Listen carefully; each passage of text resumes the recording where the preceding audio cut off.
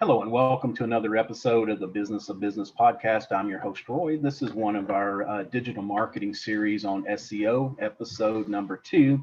We're going to be talking with Bobby with Signa Media, Signa Marketing, excuse me, with Signa Marketing, and we're going to be talking today about the on-site SEO. So, Bobby, thanks for being with us again. We appreciate your helping us with this SEO, unraveling it for us, telling us where we need to put our attention and why we need to worry about certain issues. Oh, of course. No, happy to do so. Yeah, SEO is one of my favorite subjects, and it's a maze. It's a puzzle that can always be put together. So excited to dive into the on-site aspect of it today. Yeah, and if you this is the first episode you're listening to, you may want to go back 1 week. We posted episode 1 where we kind of just went over the generals of SEO, who it's for, why we should care about it, and the building blocks. And I think we're going to pick up there with our keyword. The place to start is let's look at the keywords to see what people are actually searching for. Yes. Yeah, no, exactly. So kind of where we left off exactly is keyword research and how to conduct it. So again, for context, when we start to dive into SEO, keyword research really dictates and drives the strategy from there. And it's really is a domino effect from there. So we start with keyword research to understand, what exactly is our end user searching for in relation to our product or service. And we start to ask ourselves, okay, well, if we have an existing site, we ask ourselves, does any of our current content on our site even meet those key phrases or answer those questions? And you start to try to make sure that you're matching everything driven based off of the user, of what they're searching for. And so a really good free tool that everyone can use is the Google Keyword Planner in any Google Ads account. And that tool is going to give you at least an idea of the keywords. Like after you've identified certain keywords that you want to go after, you can vet them. You can see, okay, are people actually searching for these keywords? Is there search volume behind it? And with that tool, it'll also give you an estimated average cost per click. And typically, keywords that have a high cost per click, meaning that they're pretty competitive, are indications that they're actually very valuable keywords, that there's some buying intent behind them, because advertisers are not going to waste money on keywords that don't have buying intent usually behind them. And so using a free tool like that can definitely start to at least give you a foundation from a keyword research standpoint of what type of content you should have on your website, what pages should exist on your website, et cetera. If you want to take your keyword research up a notch, you can use a paid tools like SEMrush or Ahrefs. Those are great tools for conducting even deeper keyword research. But that's where you want to start, is your keyword research, and that's going to drive the rest of your SEO strategy from an on-site perspective. Yeah, and I'm very much a novice at this, so I will pose this as a question to you. So sometimes when we look up keywords, we'll actually see that there may be a phrase that's associated with that. So I guess part of looking that up is that maybe there's 2 or 3 words we could actually string together to make that a searchable, or whatever our title or whatever our content, even more searchable with more words strung in there. Is that correct? Yes. Yeah. 100%. It's almost, I always kind of preach that we want to get away from the idea of just optimizing one page for one keyword or one key phrase. It's really a theme that you're trying to optimize for. And so you'll try to find that top level key phrase that has the most search volume.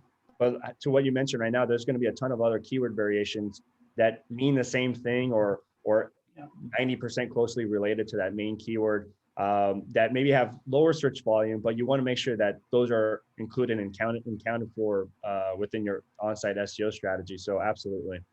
Yeah, and depending upon the industry too, we may have very specific words that we use within an industry that if the consumer is not familiar with those technical terms, they may be searching using some combination of different words. And that's one thing I've noticed about like the SEMrush. I've used that prior, in that if you put a broad category in, sometimes you may be surprised at the different words that come up for that category. Oh yeah, absolutely. Yeah, SEMrush has a neat tool within the keyword magic tool for that, because you'll find even a couple columns. One column is questions that are related to the subject matter. And it's great because if you're trying to find blog content to write for, Well, exactly. it's giving it to you right there, what people are asking, the search engine. Yeah. Yeah. And so the number on the right, the number of searches, is there a good, I realize that each phrase that we put into search, it may have its own grouping, but I was looking at one the other day that had like the top one had 10,000, but then we got down into the hundreds. Is there a line that where we want to cut off, or as long as it's getting some in the hundreds of search traffic, is that good?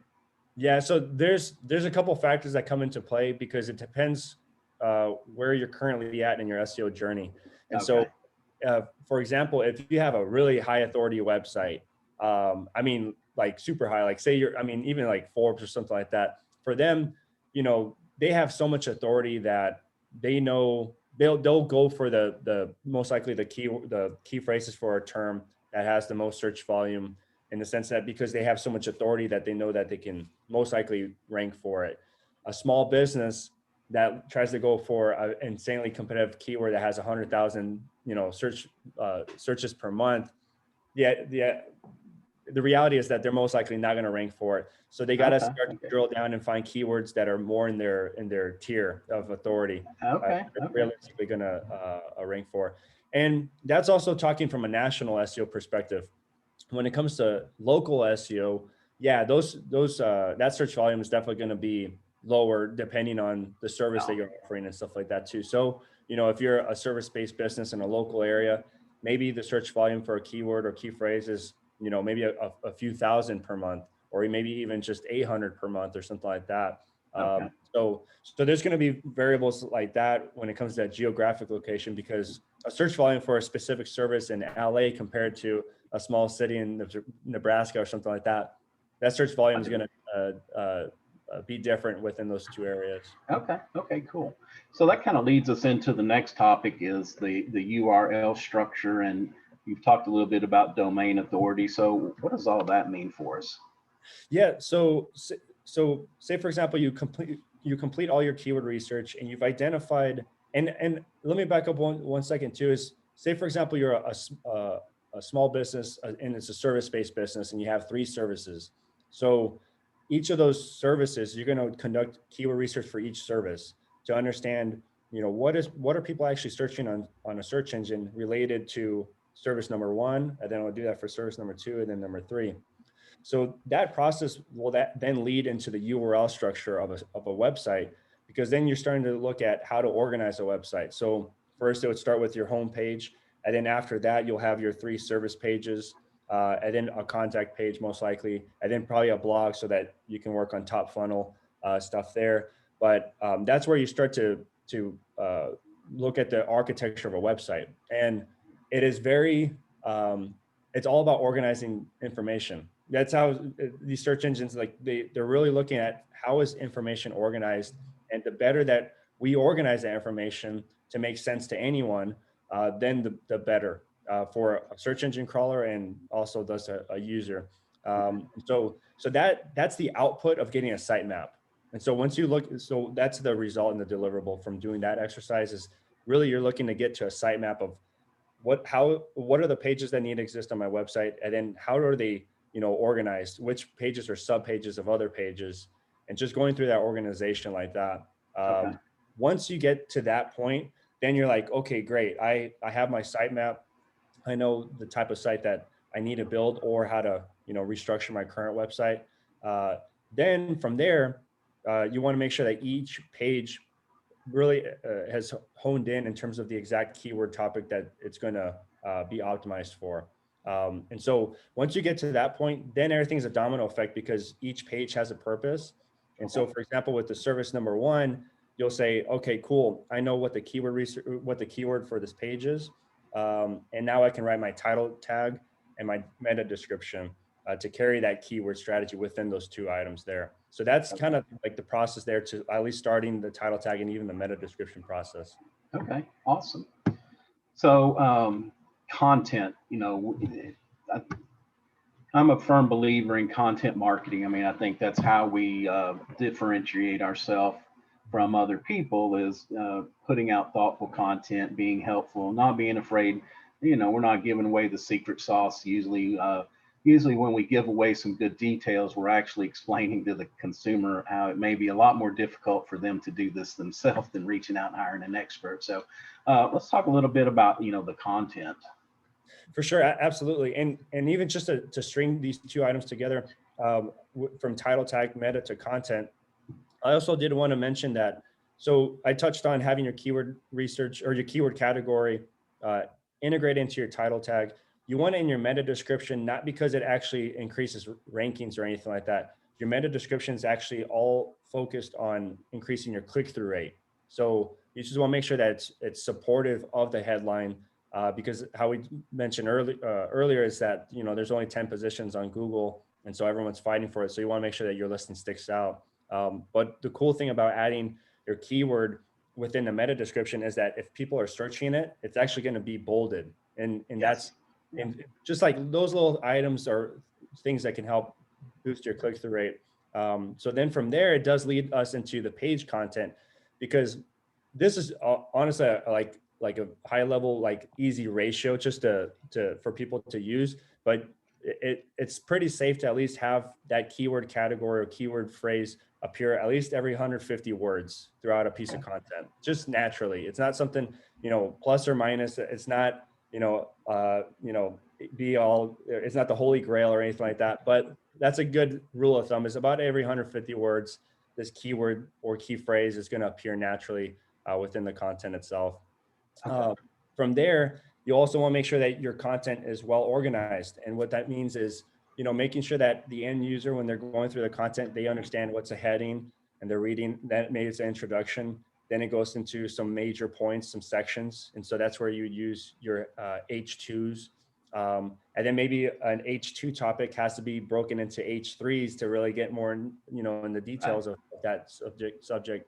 So it's all about just organizing content that makes it really easy for the end user to consume and understand where they're at in their journey of consuming this article or this piece of content. So yeah, and I want to back up for just a minute to the meta descriptions, because Sure. we were talking about time on the page, and you want people to stay on your site longer. So it's important not only to have one, but if you change your page or tweak it, make sure that your meta descriptions keep up, because the worst thing you can do is say, I'm going to tell you about, how to fix your garage door, how to buy one. You click on it and it's something totally different. People will leave your page immediately because they think it's, there's something wrong with this. I'm going to go to somebody else. So it's just a good idea, because that's kind of your, if I'm not mistaken, that's kind of like your, your teaser, your advertiser, like, this is what we're going to talk about if you click on this link here. Yeah, that's exactly it. And that's the thing. I mean, say Google rewards you with rankings and traffic, and how we mentioned, I mean, if they don't see that historical behavior of people landing and staying on the site of that page stuff, it's going to affect your rankings at some point too. So yeah, to what you mentioned, it's highly important to stay relevant with all those items. So the other thing, not to belabor the page content either, is simple, but as a non-writer, one thing I was never used to doing is putting those the titles in. And so what they ask you to do, I think in some writing platforms, it's about every 150, 200, maybe 300 words, they want you to break it up, have a new title, and then you can use that, either the H2, it's the size of it, or the H4. It's a little bit smaller, but you use those in order to kind of break up the page where readers can, I guess it's a sitemap for the content. Actually, people can look at those titles and see kind of where we're going with this, or skip around. So it's a good thing to add. And if you're like me, if you're a non-writer, it's very important. I never really saw the need for it, but especially the more we talk about SEO, the more important that they really are. Oh yeah, 100%. Yeah, you'll even find really, really long pieces of content that are just jam-packed with a lot of good information, and you'll find them online as like guides, or like, they're not even a blog article. Maybe they're like 4,000 or 5,000 words. But you'll find that a lot of them, even at the top for large pieces of content, they'll be very organized with headings, but they'll even have a table of contents at the very top that are anchor linked and stuff like that. And Google loves that too, because I mean, now in search, people have probably noticed that when they have a question, they'll type into Google, and Google's feeding answers even from aspects that are in the middle of a page. And when you click on it, it'll actually take you straight to the middle of that page. And so it's getting insanely dynamic, which is awesome for the end user. Right. But, you know, it's important that from us, as business owners or publishers, that we're taking all those items into account so that we can maximize the opportunity for optimization. Yeah, and it's funny you mention that, because this week I've noticed that, you know, it used to every now and then you would, if you did a search for how to or something, you might get a little paragraph that opened up at the top. But now I've noticed that as you click down even through the page, it starts opening up and it'll give you a block of text from that article to check out before you even click. So oh yeah, it's definitely been nice for me with any questions I have. It just takes me straight to it. It'll be sometimes highlighted in yellow. I'm like, dude, this is awesome. Right. All right. So internal linking, you know, there's some other things that, even though we've got a great article written, we've broken it up with some subtitles, subtopics. So now let's talk about internal linking, and then also pictures and images. I think that's also very important. Yeah, absolutely. So one aspect of optimizing content is definitely internal linking, and internal linking is related to having internal links that point to other pages within your website. So it's not taking a person out or anything like that. And I'll touch on outbound links, but right now it's just for internal links. Yeah. What you're always asking yourself is, what's beneficial for the user experience. Always just use that as your anchor, because that's what a search engine is looking for. And so say, for example, you have a page or a blog post and you're going through the content, and when you find a mention that ties into another aspect of your site or anything like that, those are opportunities to create an internal link to feed, to point that user in that direction if they need it. You know, they have a question about, you know, whatever they read that they can get answered.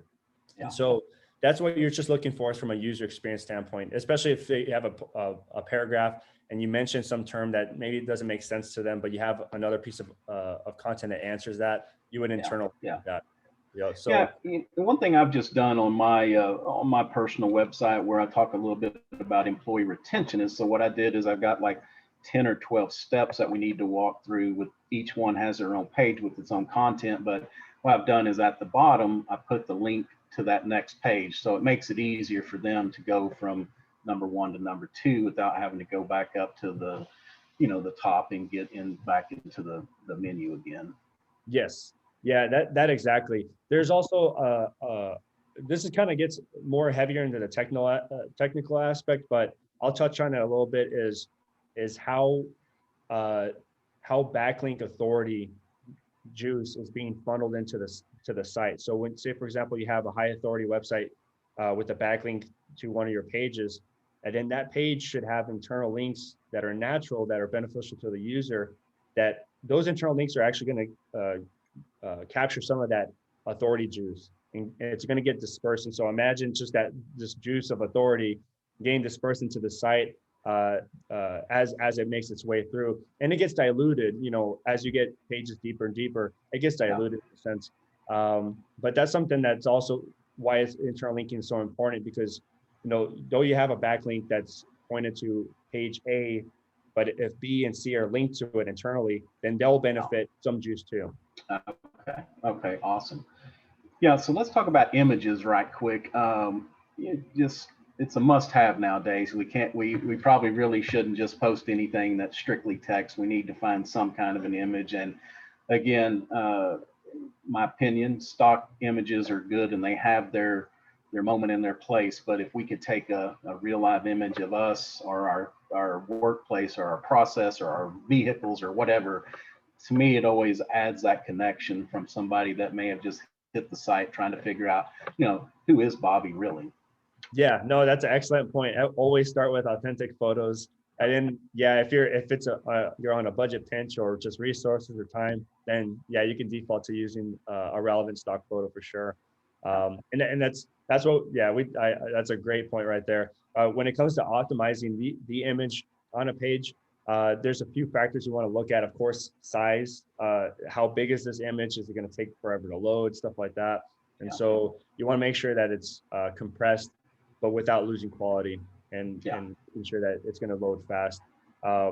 If you have a web development team, do inquire about different formats that image can be rendered in, because you can have one image but different copies of it depending on what device it's going to be rendered on, and that way you can optimize for mobile, so that if the server dictates, oh, okay, this call is coming from a mobile user, then it's going to use the mobile version of the image so that it's even faster and stuff like that.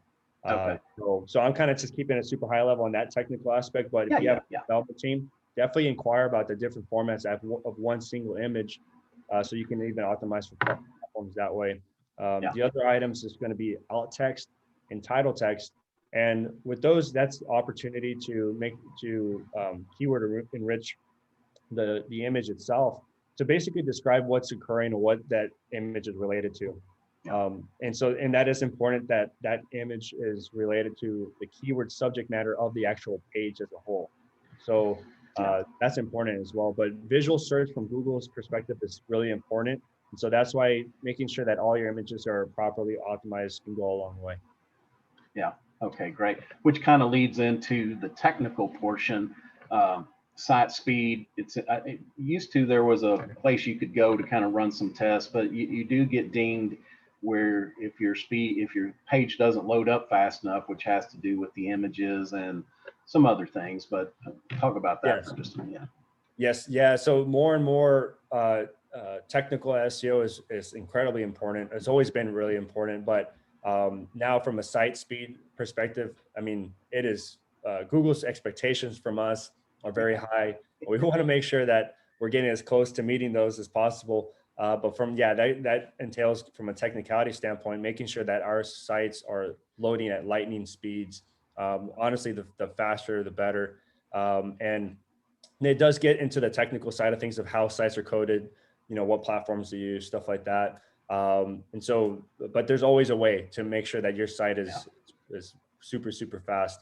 And this also kind of touches into what we described right now with images, of even looking at, how to make sure that, taking advantage of any optimization efforts with, providing images for specific platforms or devices, I mean, in that sense, so that you're not loading this huge image on a mobile device. You can find a different version of it that's smaller, more compressed. And then also making sure that all your accessibility issues are always resolved. Accessibility is a big aspect. And it's also why image, alt text, and title text are important too, because it's for, if so that people that can understand contextually what it's about, if the image is not rendering and stuff like that too. So accessibility goes a long way too. And that's something that Google does look for. If your site is not is having issues with accessibility in that sense, your pages will get penalized in some way. Yeah. And nowadays, I think if you're using WordPress or something very simple, I think all of them now are optimized for PC and for cell phone. But I would say that, if you still have a site that might have been built, that hard coded back in the day, that's something that you definitely need to check out, because the sites that were designed for a PC, they just do not load correctly onto a phone, and that can be a big thing. And the other part of that is, if you need to check out, it's a little easier on when I've run some some YouTube ads where you can go and see, but you'd be surprised that, especially on the YouTube side, that maybe 75% of the traffic nowadays is, 75-80% comes from a cell phone. I mean, so most everybody, except for some of us old timers that still get on the computer because we need to have a big screen to see what's on there. but most people are, doing everything off of their cell phones nowadays. Oh yeah. No, there's a lot of industries that mobile devices just makes up more than half of the traffic for a site. There are definitely certain industries that it's still the reverse. I would say even businesses that are in really large business, maybe like really large engineering firms or like stuff like that, you'll see that desktop still takes over in terms of traffic. But if you're in especially on a B2C business to consumer market, hands down, mobile definitely takes over desktop. Yeah, and we need to wrap this up. I know one more point though is it's good to look at your audience to see where that's coming from, because one time on doing a YouTube ad, I made a mistake, and for some reason I had checked Europe as my target market, and it ran for a few days, and I started noticing, like, wow, all this traffic is coming from TVs, and so I guess in Europe they must use a lot more TVs for surfing the internet than what we do. But just it's a little bitty thing like that, that whoever that audience is, wherever they reside, there may be those little differences that we need to sure pick up on. Oh, yes. Yeah, no, that hands down. Yeah. All right, Bobby. Well, thanks a lot. Hey, tell everybody how they can reach out and get a hold of you. Absolutely. So if you have any additional questions, or you have a specific situation, you're like, man, I wish I could just get the answer for this, feel free to send it my way. I have a cool show called Blueprint. We answer questions on the fly on our YouTube show. So if you have a question, feel free to find us at Signa Marketing is our handle on all social media. So you can find us on Instagram, Facebook, Twitter, YouTube, or even LinkedIn. And even if it's a comment or a direct message, we're always scraping those questions and making sure we answer them on the next episode. Okay, great. So y'all tune in. We'll go back next week. Go back to last week, and you can look at the introduction to SEO, and then stay tuned. Next week, we're going to be talking about offsite SEO. So until next time, Bobby, thanks again for your time. Of course, y'all can find us at www.thebusinessofbusinesspodcast.com, and we're on all the major social media platforms, as well as all the podcast platforms. Until next time, take care of yourself, take care of your business. Awesome.